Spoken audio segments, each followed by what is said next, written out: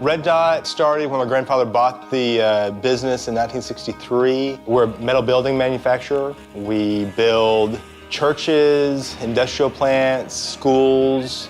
We do all sorts of buildings. My father, he was the president of Red Dot throughout my childhood. My parents have always been very giving, very mission-minded. I had thought that if the company did well and we made money, then that would give us more money to share and to work, particularly with children. We've always had an interest to help children who are at risk, but that doesn't motivate employees very well.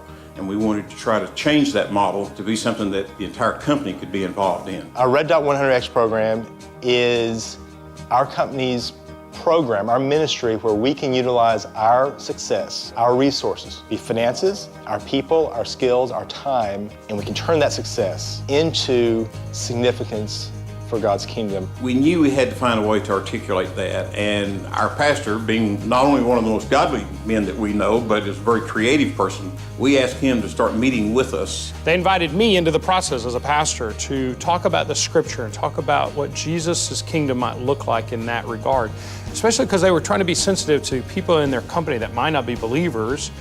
They didn't want to turn them away. They actually wanted to say, how could we use it to help them get a kingdom vision? Most people spend the majority of their time at work. They don't spend the majority of their time at church. And we want to empower and release people into their professions, in their jobs, to see that as kingdom time. So we prayed and talked and brainstormed.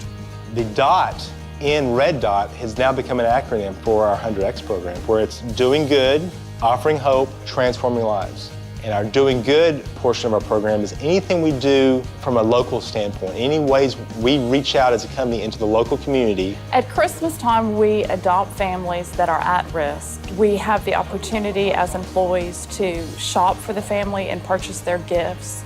We wrap their gifts here, and then we deliver the gifts to area families. Offering hope is any program where we help minister to our employees. We have marriage enrichment retreats. I will provide in our break room Bibles, books on parenting, spirituality, DVDs.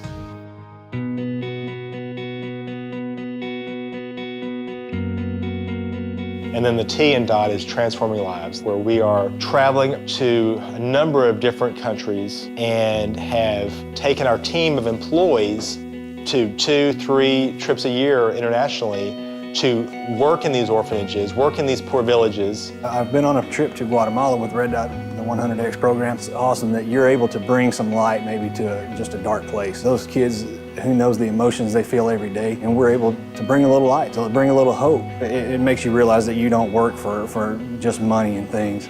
We're not asking them to take vacation. We're not asking them to pay for anything. As long as you're passionate about helping children, go on trips and use your skills, whatever they may be. We went down to re-roof a building and make it into a laundromat. And so you've got your mind on that end of things and you're focused there. But when you get there and you see the need of the children and you see how excited they get to see you come in, you know, they take you from that old hard-working guy in the plant to just a loving, they make a softie out of a guy.